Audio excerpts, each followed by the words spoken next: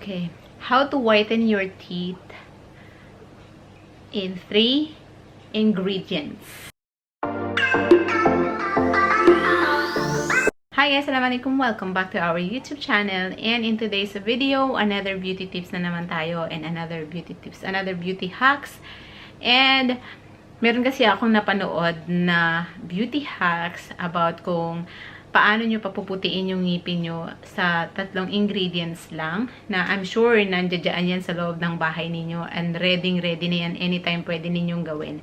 So, in today's video, gagawin natin yan at ipapakita ko sa inyo kung paano siya gagawin. So, paano gagawin? Actually, nagawa ko na yung iba.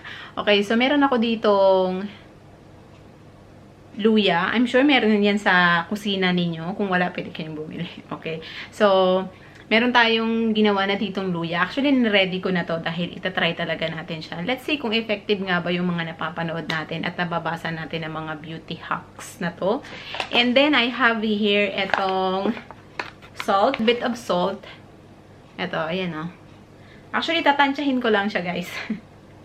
I don't know the exact measurement, pero as long as okay naman siguro. I'm not sure kung kailangan mag-i-follow yung yung rules. So, let's try lang naman. Baka pwedeng maging effective, pwede namang hindi din. So, let's see.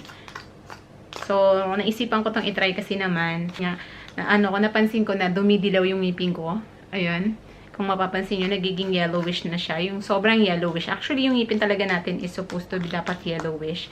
Pero yung sa akin, sa kakainom ko ng mga coffee, kakainom ko ng mga, anong tawag nito? Ng mga colored drinks. So, ang nangyayari is, naninilaw. And, ayun yung ngipin ko. So, kailangan try natin kung puputi nga itong ating ngipin using these 3 ingredients. Okay, di ko pa pala sa inyo nasabi yung isang pangatlong ingredients itong Colgate na white, plain white yung gagamitin natin. So, ayan. So, yung 3 ingredients is meron kayong luya, and salt, asin, and yung Colgate. So, try natin kung magiging effective nga ito. Okay. Okay, so ihalo ko na yung asin. This time, lalagyan naman natin siya ng Colgate. I don't know kung anong lasa. So, first time kong itatry ito and mapapakita ko sa inyo. Ayan, lagyan natin siya ng Colgate. Okay, wait. Ayan. Nakikita nyo ba? Okay, yan. So, lagyan natin siya ng Colgate. Next time, gagawa ko dito ng table. Para kita ninyo. Para hindi tayo nagaganito. Para malapit na tayong pa-cooking show.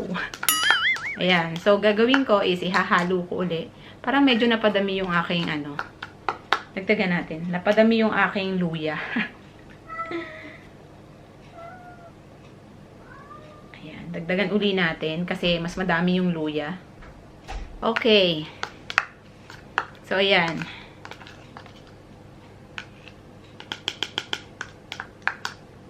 Okay na siya. Ayan na siya. Medyo dumami na siya.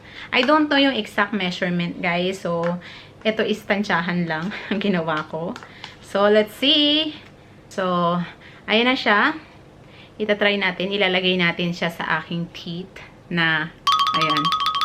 Ayan na, nakita nyo, guys. So, try. Before, may nagawa na ako na video pala about sa paano paputiin yung ngipin. So, ayan. Kung hindi nyo pa napapanood, just in case na ito is mag-work din sa inyo and the other one is also mag-work mas maganda. So, okay lang naman kasi all natural naman tong ginamit natin. So, let's try!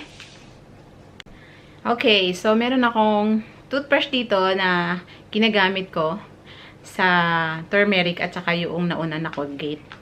So, ito naman is luya and salt and Colgate. So, dapat supposed to be sa CR tayo. Kaso nga lang, medyo masikip doon. So, ang gagawin natin is dito na lang for the purpose of this video. So, let's see kung anong mangyayari. Try natin. Wait lang, maglagay ako ng tissue. Para hindi... Ay, ito na lang pala. So, maglalagay na lang ako ng bimpo dito. And, let's see. Huh? Mm. Mm. Oh no! Mm.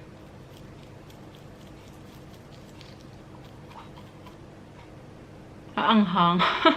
Oh no!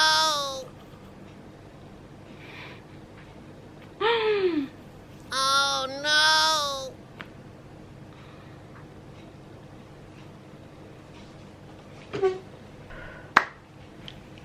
Okay guys, I am back.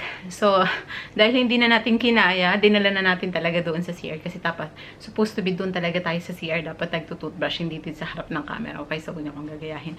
Anyway, yung lasa niya is maanghang. So, kung first time nyo siyang gagawin, actually ako first time ko ngayon na gumamit, maanghang siya, tapos malalasahan mo talaga yung luya. At the same time, tapos nalalasahan mo din yung alat noong asin.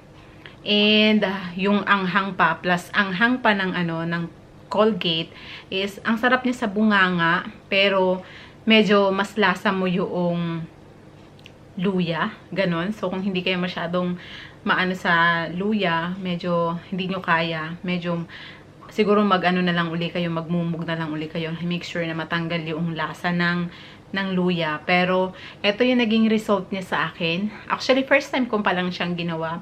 Meron akong nagawa na video before about doon paano paputiin yung ngipin natin using yung Colgate at saka turmeric. Yun talaga yung ginagamit ko. And I use that 3 times a week. 2 to 3 times a week.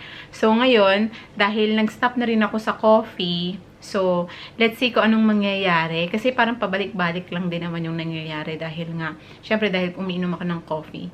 So, eto is, ayan na siya. Hindi ko alam kung may nagbago, pero parang pakiramdam ko, parang naging fresh yung ngipin ko.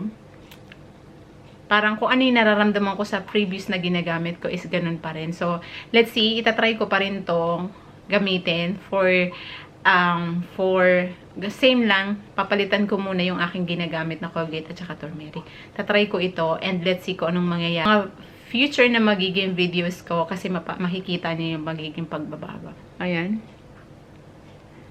Ayan siya. So, ayun lang ang ating video for today. Sana ay meron akong na-share at naitulong sa inyo.